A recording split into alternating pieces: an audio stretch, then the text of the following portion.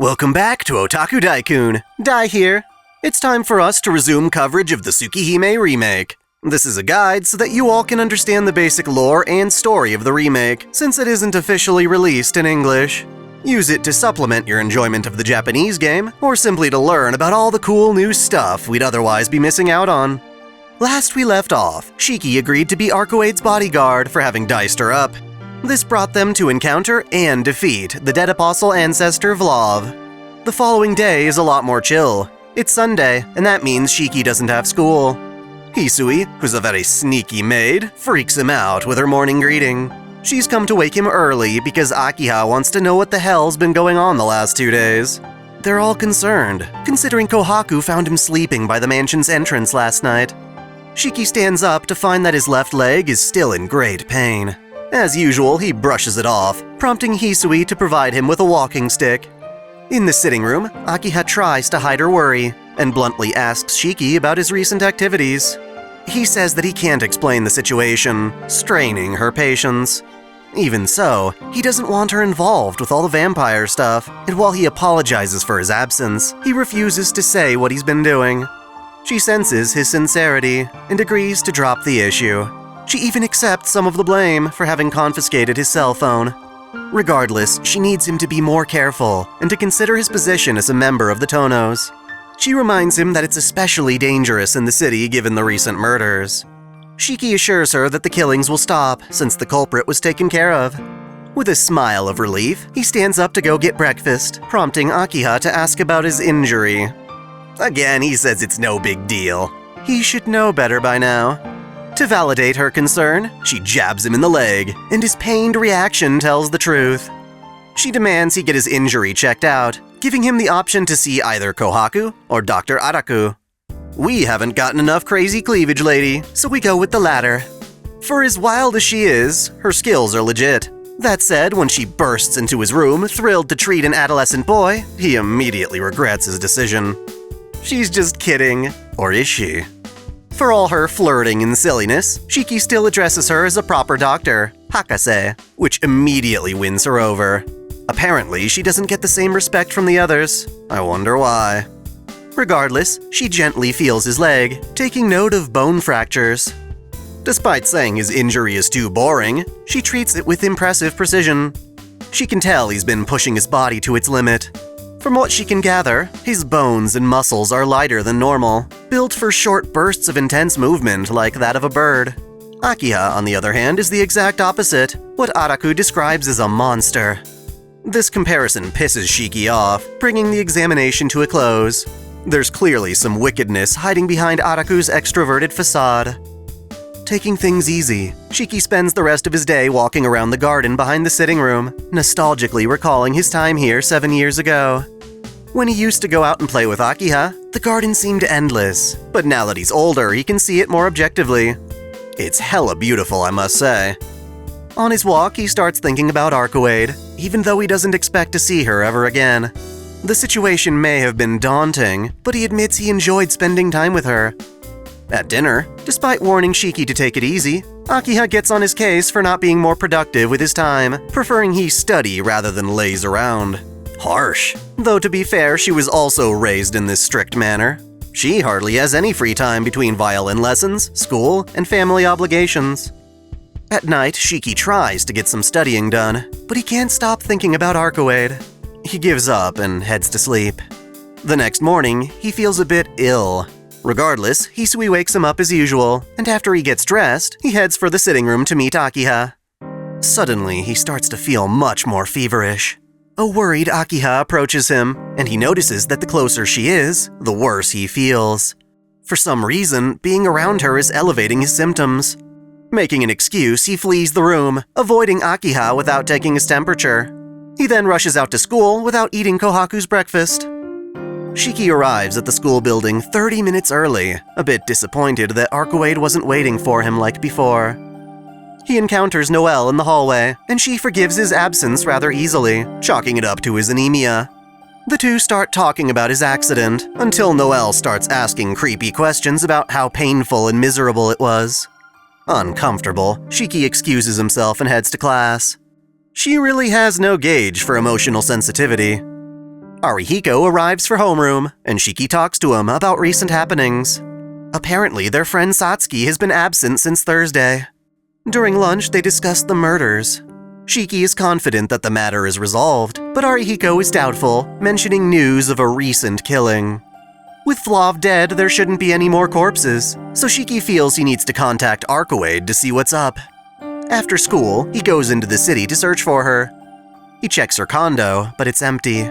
After looking around some more, he decides to return to the mansion before it gets too late. Hisui greets him, looking rather angry. She tells him he has a guest waiting for him in the sitting room. When she tells him the guest is a beautiful woman with blonde hair, he panics and bursts into the room. Sure enough, a pleasant Arcueid is sitting there talking to a rather disappointed Akiha. While the two girls appear calm, Shiki senses hostility in the air. Naturally, Akiha inquires about his relationship with Arcueid. He tries to explain they're just friends, but Arcueid makes it seem much more intimate, mentioning how her body still hurts. The misleading discourse nearly paralyzes Akiha's spirit, stressing Shiki out to no end.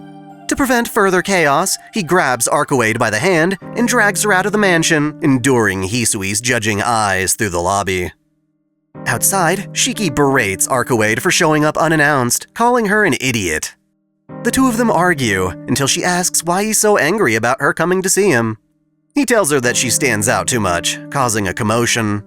Even though she looks like a human, she's so pretty that she grabs unwanted attention. Still, understanding he's been too harsh, Shiki apologizes. The two agree to meet more discreetly from now on.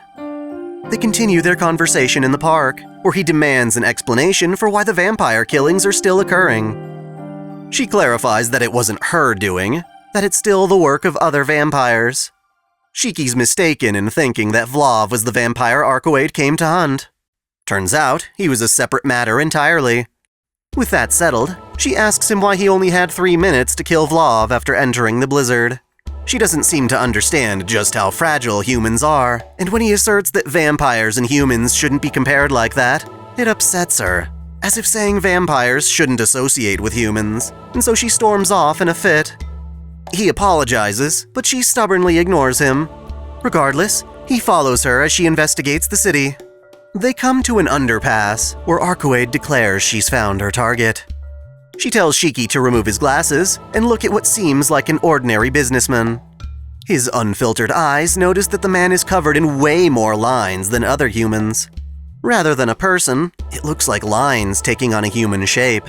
This is one way to verify that the businessman is one of the dead, a familiar of the vampire still lurking in the city. As Arcueid goes into the darkness to fight it, Shiki struggles to put his glasses back on, as if he's compelled to keep staring at the world's death lines.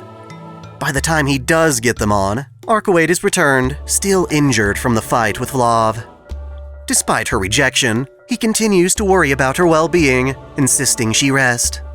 They're both pretty stubborn in that regard. He convinces her to take it easy, and they return to the park. She's ready to answer all his questions about what just went down. Arcueid's been searching the city for the head vampire's coffin, but instead keeps finding more of the dead. Her target is being cautious.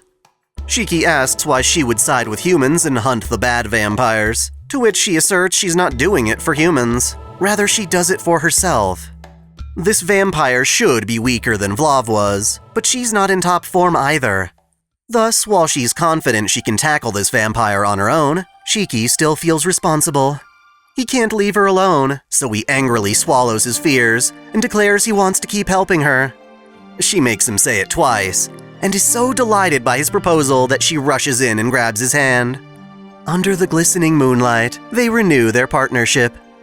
Moving forward, their plan is to continue hunting the dead. Without any familiars to gather blood, the head vampire is sure to make an appearance even if they can't find its lair.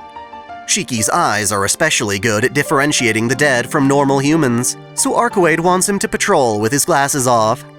While it puts a lot of pressure on his body, he agrees, reasoning that it can't possibly be more painful than what she's going through. They investigate the city for 2 hours before returning to the park. Arcueid is confident that they've done enough searching for one night.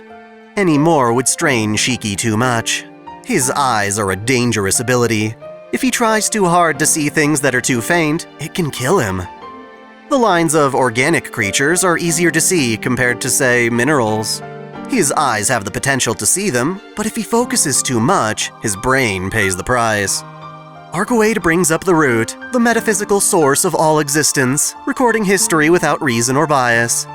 It can be said that the lines Shiki sees are the connections things have with the root, their beginning and ending.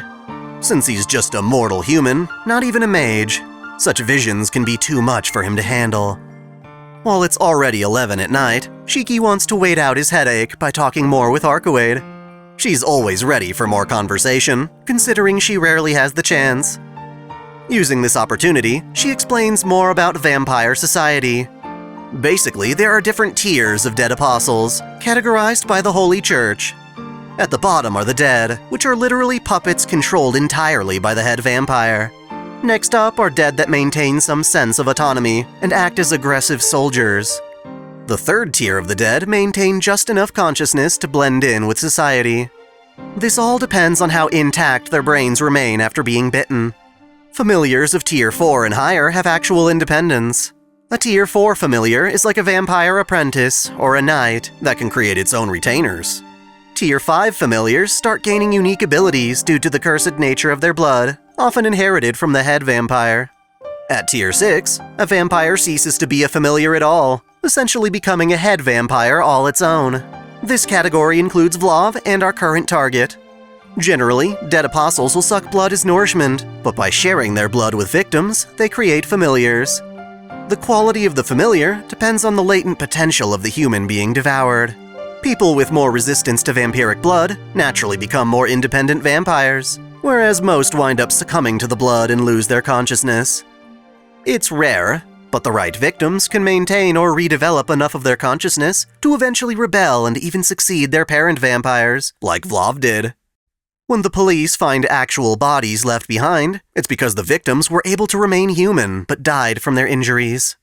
Rising to the top of this wicked scale often means falling into depravity. The dead apostles that succeed at this kind of immortality often find themselves bored, and so they toy with humans for the fun of it. With that lengthy lecture out of the way, Arcueid and Shiki promise to meet up again the next day at 10 o'clock. She gleefully wanders off, leaving him to head home and go to sleep weighed by the commitments he's made. He dreams of the days he spent playing with Akiha at the mansion as children, carefree and happy. Finally, something pleasant. A shame he wakes up with a headache, struggling to get out of bed as fatigue from his eye strain assails him. Hisui's not here to greet him, so he heads to the sitting room on his own, only to remember how he ditched Akiha when Arcueid came to visit. He's in for some trouble, as Akiha fills the room with an unbearable aura. She bluntly asks him if he and Arcueid are smashing. Shiki tries to explain that he and Arcueid are partners, friends even, but Akiha points out how suspicious it is for a man and a woman to run off late at night together. Sadly, it's hard to clear the air without elaborating on the whole vampire hunting thing, so he's forced to endure as she probes him on his relationship with Arcueid. Frustrated, he lashes out, claiming that who he dates is none of her business. This clearly upsets her. Feeling like a fool for being concerned about him, Akiha tells him he can do whatever he wants and storms out of the room. Kohaku chides him for his hostile attitude, but while he could have handled things much better, he feels he's doing the right thing by not getting anyone else involved. As Shiki steps out of the mansion on his way to school, he encounters Mario and his subordinate Ando Yugo. The two start questioning Shiki about the Tono household. Ando is suspiciously lighthearted, like a sketchy salesperson, trying to weasel out of Shiki information regarding the true Tono heir. To stop Ando's rambling, Mario kicks him in the crotch and corrects him that Shiki is the Tono heir they're looking for. Introducing himself as a police detective, Ando inquires about Vlav's attack, treated publicly as a great fire at the station. He suspects that the security team responding to the fire was connected to the Tono family. Apparently, Makihisa owned the land in front of the station that got destroyed. Though, having been away for the last 7 years, Shiki knows nothing about this and refuses to bother Akiha by introducing them to her. As he walks away, Mario warns him to stop meddling in business that doesn't concern him, assuming he wants to die like a normal human. Before Shiki can respond, Mario ends the conversation, wanting to go somewhere where he can buy cheesecake with honey on top. The detectives drive away, leaving Shiki to hurry to school. He sits in class, finding it odd how lessons can go on as always, despite the huge station fire. Regardless, he finds studying properly his minimum duty as a member of the Tono family. As he stares out the window, however, he spots Arcueid waiting for him on campus. Fearing the power of rumors and gossip, Shiki excuses himself and rushes to meet her before any of his classmates find out. In the courtyard, Arcueid greets him with joy, having no idea the wrath she's incurred. He pulls her further from the school grounds and yells at her for not being more considerate of their situation. She was trying to do some investigating in the daytime to help him out, but instead makes him worry about her condition. The two reconcile, but Shiki forces Arcueid to leave before they get spotted, sticking to their promise to meet at night. Despite assuring her that the school is a safe place, he feels like he's being watched, but chooses to ignore it. When Arihiko shows up for lunch, Shiki decides to ask him if he knows any other shady parts of town. Apparently, there's an abandoned hospital 2 stations away that used to be a hideout for gangsters until they suddenly disappeared without a trace 2 years ago. Just to be sure, Shiki decides to investigate this hospital after class. Even without his glasses, he can tell there are no signs of the dead, and returns home to prepare for the night to come, even though it means coming back to an angry Akiha. Luckily, she's running late. Instead, he enters the lobby to find Hisui, who asks him if he intends to keep going out at night. He answers honestly that even though it'll make Akiha angry, he has work that needs to be done at night and isn't just causing mischief. Like a total bro, Hisui offers to keep his outings a secret and hands him a new keycard that will get him through the main gate even after midnight. In return, she just hopes he's careful and doesn't get hurt. Not like that's a promise he can make, but oh well. That night, Shiki makes his way to the park. For once, Arcueid is unreasonably pissed at him for having arrived 10 minutes late. She's lonely because she's been waiting since 7, even though they agreed to meet 3 hours later. She knows it's strange, but was nonetheless excited to wait for him, claiming that ever since he killed her, she's been feeling differently. To appease Arcueid, he promises not to be late anymore so that she won't have to come pick him up at the mansion. She admits he's kind for wanting to keep his sister away from danger, to which he responds that he's usually nice to everyone. Well, except Arcueid. Ironically, this makes her happy, because in at least one regard, she's special to him. I swear this vampire is cuddle-worthy. For tonight's investigation, she already has some destinations in mind, so he follows her lead. After searching 5 benign locations, they eventually arrive in a residential area where Shiki confirms one of the dead entering an apartment building. They break in through the underground garage and find that it's a nest of 22 living corpses. Arcueid runs in, tearing through the dead with ease, giving Shiki a bit of a gore boner. As she continues, she appears fatigued, slowing down with every kill. With the initial batch taken down, she takes a moment to brag, letting her guard down around a hidden foe. This big chungus has been lying in wait, transforming its gut into 8 tentacular spider arms. The creature lashes out at Arcueid, whipping her repeatedly with its tentacles, even as she carves through them. Shiki watches as Arcueid is beaten against the wall, triggering in him a fit of rage. He charges the creature, slicing his way through the tentacles before ruthlessly carving into its death point. Unlike the others, this dead crumbles to ash. In that moment, Shiki felt that it was better to lose control of himself than let Arcueid get hurt anymore. With the monster vanquished, he looks back at her and worries as she clutches her stomach in pain. Well, actually, turns out she's not that hurt at all. Instead, she's holding back laughter, entertained by Shiki's maddened chivalry.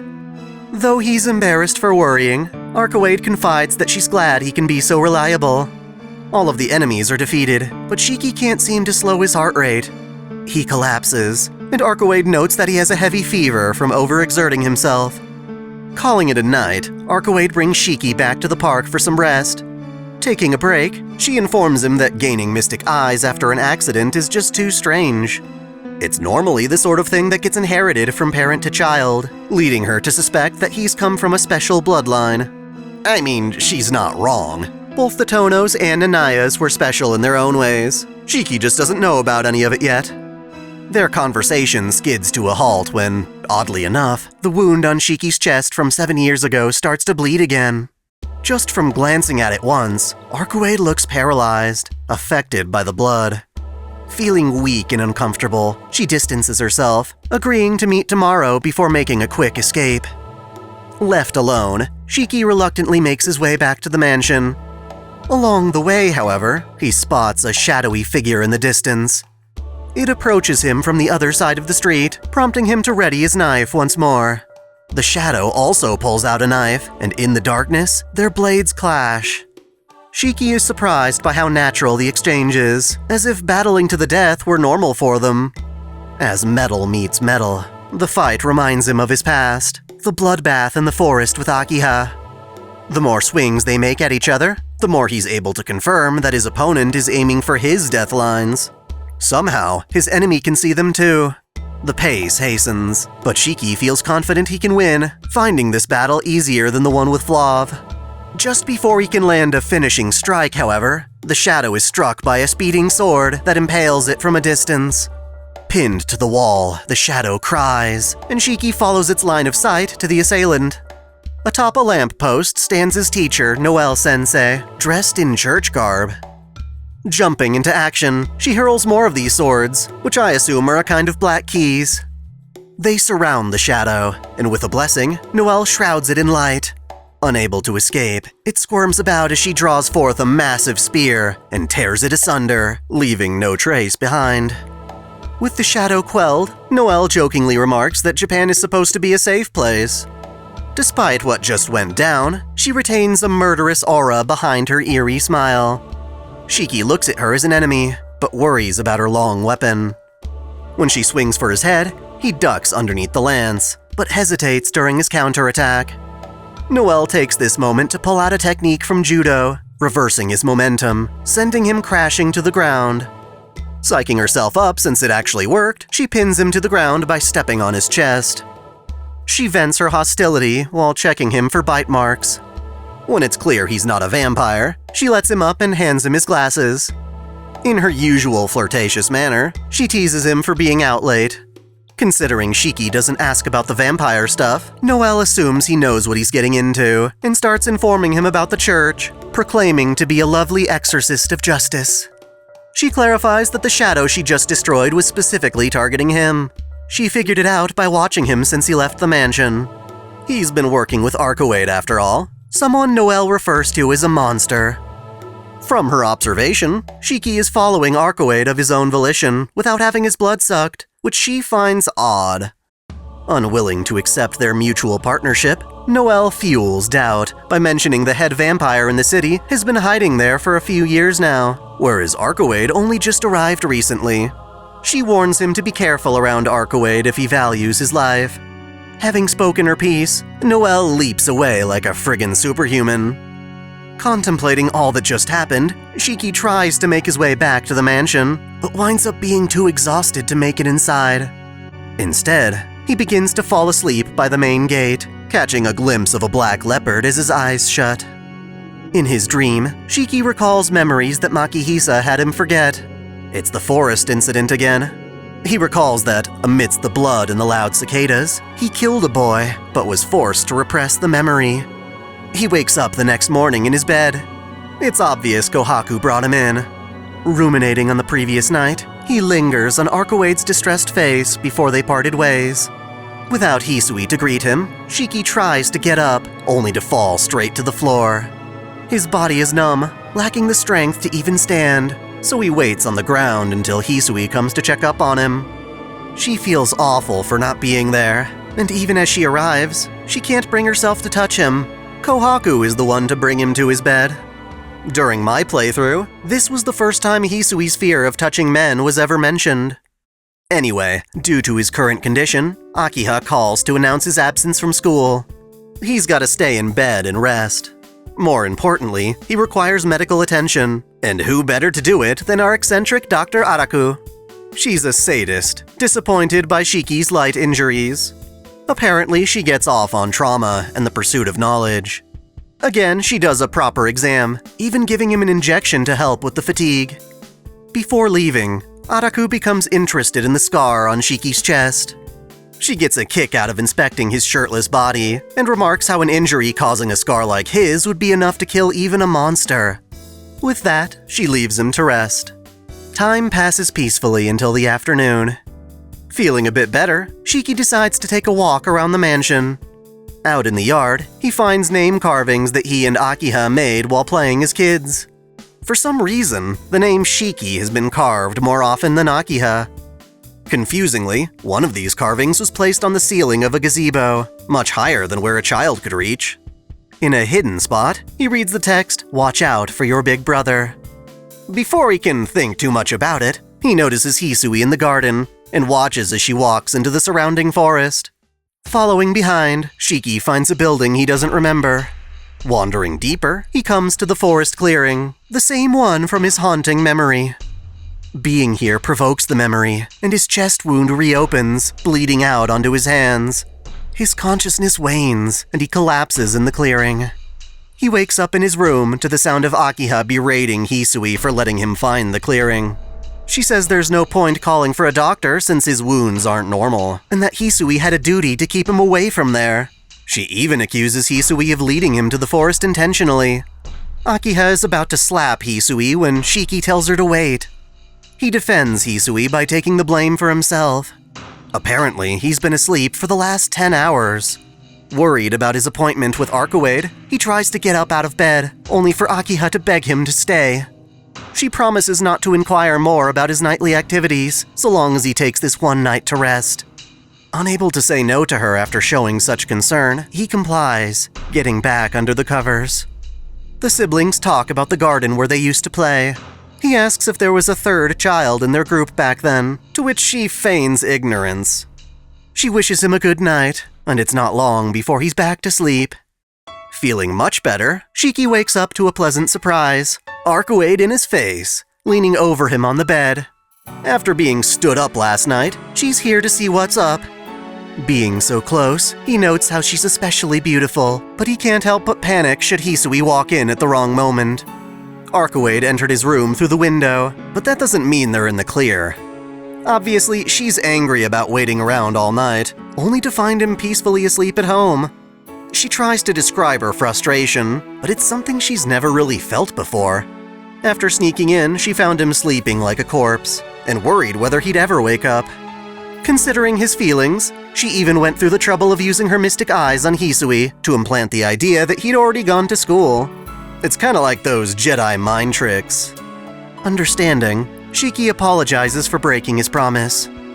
In recompense, Arcueid demands that he ditch school and spend the day with her. He reluctantly complies, though what he thinks is patrolling sounds more like a legitimate date. Her mood immediately brightens, and she leaps back out of the window to wait while he gets ready. Surprisingly, Shiki is able to sneak out of the mansion without being noticed. By the main gate, Arcueid stands reflective, unsure exactly why breaking the promise made her so mad to begin with. When he tells her it might mean she's selfish, she takes it as a compliment, happy to have discovered a new emotion. Gleefully skipping along, she asks why Shiki is dressed in casual wear rather than his school uniform. He explains it's just a different outfit for a different occasion, which gives Arcueid an idea. She has him turn around for a moment, while she transforms her outfit into something special for their date. The dress she goes with is reminiscent of Len from Kaget's Toya and Melty Blood, specifically her white variant. In the original novel, Len was Arcueid's succubus familiar, the one who gave Shiki his lewd dream sequences. None of that here, I'm afraid, but this dress is quite adorable, especially with the added bow. His hesitation makes her pout, until he reluctantly approves. Ready to go, she gives him full rein to pick their destination.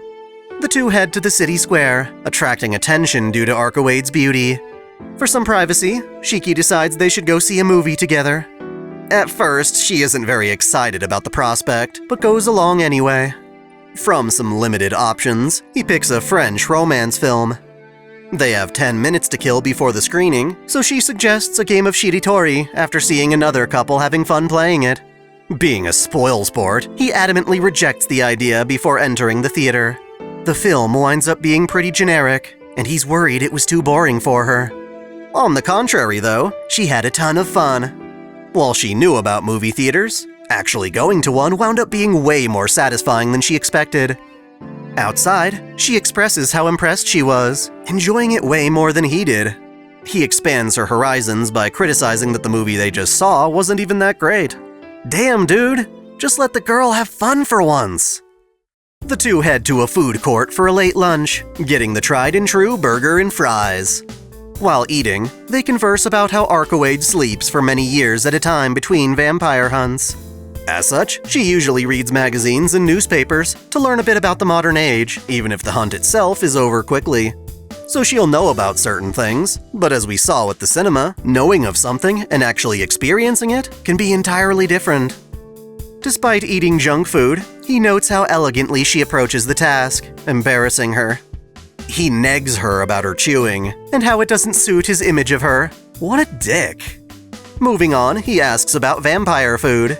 She remarks that while she can have an appetite for human food, she never actually needs to eat because she obtains energy in different ways. As a true ancestor, her immortality isn't dependent on her consuming blood. Thus, she eats food for the enjoyment of it, not because she has to for survival. While blood is supposed to be the ultimate food for vampires, she avoids it, not even remembering its taste. She doesn't want to drink it because she has similar intelligence and values to humans. Obviously, it's this perspective that lets her and Shiki be allies. On that note, he shifts the conversation to their enemy and what sort of vampire it is. She says she has very little information to go on, not knowing if their target is a man, woman, or even a child. All she knows is that she can sense it, the vampire named Michael Roa Valdemyong, someone who was once human before becoming a dead apostle. They clearly have a history together, given Arcueid's tension bringing him up. To wrap up their date, Arcueid asserts that she wants to see Shiki's school. Since club activities have been temporarily cancelled, the campus should be vacant. After some prodding, she convinces him to sneak her into the building proper. He cuts the lock and escorts her to his classroom. There, she talks to him about what it's like to be a student. She wonders what good there is in acquiring knowledge that you may never use, especially given a human's short lifespan. Shiki feels that, even if impractical, there's value to life's superfluous experiences. Arcueid, however, has none of these experiences. She wakes up, kills vampires, then goes back to sleep. A day like today, full of leisure, is brand new to her, and she finds it odd to want such a thing. She doesn't realize it consciously, but it's obvious that by being with Shiki, she is learning to appreciate life, and of course love. When she says she's broken, he assures her that she's just behaving like a normal girl with passion and desire. Being a bit selfish and frivolous now and again is a sign of humanity, and he's relieved she's found such things. Even someone like Shiki, whose health could plummet at any moment, is able to find fulfillment in his daily life. If anything, his accident helped him appreciate life. This sentiment comforts her, and the two promise to meet up at the school again after slaying their enemy. She can stick around without having to go back to sleep. They can hang out just like they did today. When the sun sets, Shiki suggests they start their hunt early. Playfully, Arcueid races back to the park, with Shiki exhaustedly following from behind. Even so, she wants to start at the regular time to make up for his broken promise. That leaves them with spare time, perfect for him to fill her in on Noel and the shadow from the other night. With all the passing out, it slipped his mind. Despite showing up alone, Arcueid suspects that Noel is working with a partner. Shiki wonders if they could all cooperate, since they all want to take down the same vampire, but Arcueid absolutely refuses to work with the church. He accepts her answer without question, but is curious about the church's involvement. She explains that while the church has normal exorcists, there's also a specialized unit called the Burial Agency, filled with the best hunters. They are more ruthless, and won't hesitate to resort to tactics that might harm innocent people. They have no sense of good vampires, so even though Arcueid also hunts dead apostles, they still consider her a target. The clock strikes 10, and she is happy to resolve their promise together. Sadly, Shiki ruins the moment by asking if it's really possible for there to be a vampire that doesn't suck blood. She claims to be a vampire, but he just can't imagine her ever doing that. Offended by his doubt, she plays it like a joke, daring him to let her prove herself. She gets in close, ready to bite into his neck. Joking aside, he genuinely feels tension in the air, as it seems she might actually do it. After all, her face has begun to sweat, and her breathing has become heavy. It was supposed to be a prank, but now she can't let him go. With her eyes wide open, the bloodlust is real. For a moment, he envisions true terror, unable to escape as her fangs loom ever closer. As she begins to bite down, he loses his cool, screaming out in horror. She seems to hesitate for a bit, but is ultimately interrupted when a flying blade blasts her away from him. It's Noel coming to the rescue despite the obvious fear on her face. She tells Shiki to stand back, believing Arcueid was truly going to kill him. Noel tosses 3 more black keys, each stabbing into the ground around him to form a protective barrier. Witnessing this, Arcueid stands up and, in an almost berserk state, fights back to free him. It's so intimidating that it terrifies Noel, causing her to nearly back out of the fight. Mario, however, orders her from the shadows to get in there and do her job. Not wanting to incur Mario's wrath, Noel rushes Arcueid.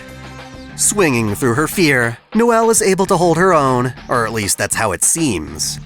In truth, Mario is controlling her movements through the use of gauntlets, which essentially make her a living marionette. After 2 minutes of controlling her, Mario calls off the fight, allowing her to retreat in panic. A weakened Arcueid rests as Mario introduces himself as a church priest, the grandchild of Cardinal Laurentis. He calls her out as the last of the true ancestors, defaming her title as a princess by claiming she too is just another blood-sucking monster. She tries to deny it, but he says it's not her choice. It's in her very nature. Ashamed, she looks at Shiki, while Mario berates her as a whore who manipulates people with her mystic eyes. Noel further comments that a monster like Arcueid could never find peace with humans. Despite everything that happened to him, Shiki tries to defend Arcueid, declaring it all a bad joke. She has a proven track record of sobriety, and he trusts her as an ally. Noel, offended by this sentiment, tries to step in, only for Mario to call her a pig and use his gauntlets to tase her. Mario implores Arcueid to admit that she's tasted blood before, that while Shiki believes in her, deep down she knows the truth. Looking guilty, she runs away, giving validity to Mario's accusation. Hoping to give chase, Shiki uses his eyes to break free of the barrier. Mario demands some gratitude for intervening when Arcueid was out of control, and Shiki thanks him, hoping to obtain more information. They agree to discuss things, and Mario sits on a park bench, cruelly denying Noel the same opportunity to rest. He explains that he's the new superior in town, and if not for him, Noel would be out of work. In other words, she's reluctantly his bitch. Mario and Shiki talk about Michael Roa Valdemjong. It seems Arcueid left out a bunch of details. Michael was a man who wanted true immortality, not the fragile kind vampires maintain through sucking blood. In that endeavor, he embraced reincarnation so that his soul would find a new host every time his body was killed. Normally, he chooses his next host when they're still a child, and lays dormant within them till maturity.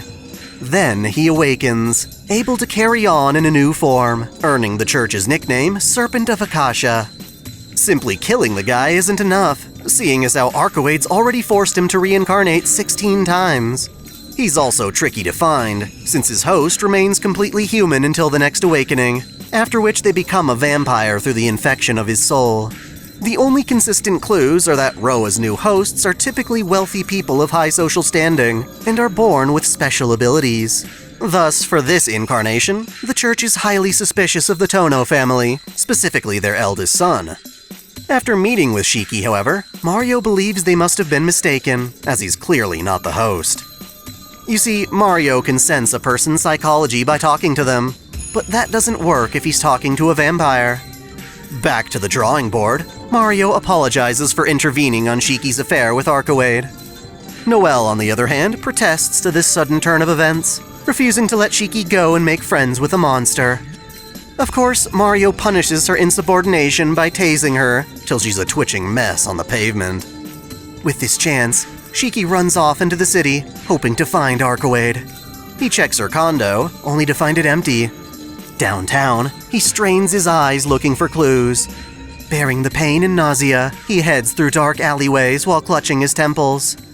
Scared that she's fighting all alone, he heads for the alley where they first met. Sure enough, he finds a long trail of dead corpses, most of which are torn into multiple pieces, scattering the walls. He finds Arcueid at the end of the carnage as she crushes the remaining foes. When she turns to see him, she is enraged, her eyes golden and menacing. This triggers his violent instincts, much like when he first saw her.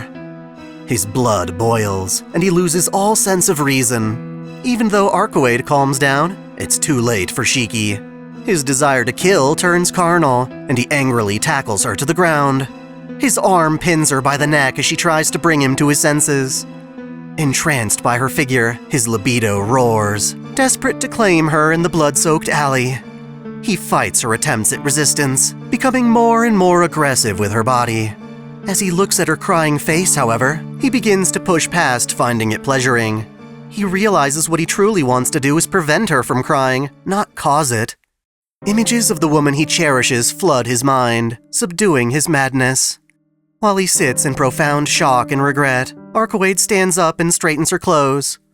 Before Shiki can apologize, she takes the blame, claiming that her golden eyes have the power to captivate humans. The eyes amplified his desire for her, pushing him beyond his ability to control. Deep down, however, Shiki knows that was only part of the problem. Even so, Arcueid feels guilty for her bloodlust at the park, leaving both of them in a terrible state. She tells him they should both forget this ever happened, and says goodbye, declaring they shouldn't see each other anymore. Leaving him no time to respond, she leaps up and out of the alley. Shiki stares up at the bright moon above, drowning in his tragic regret. Again, holy crap, that was a dense section. Making these videos takes the bulk of all my time, often occupying my entire day from start to finish. If you really want me to keep up with these, definitely comment, like, and share this. The sharing part is especially helpful, considering the algorithm still hates me. Next up, I intend to finish Arcueid's route, which only has one ending this time around. Thanks for watching!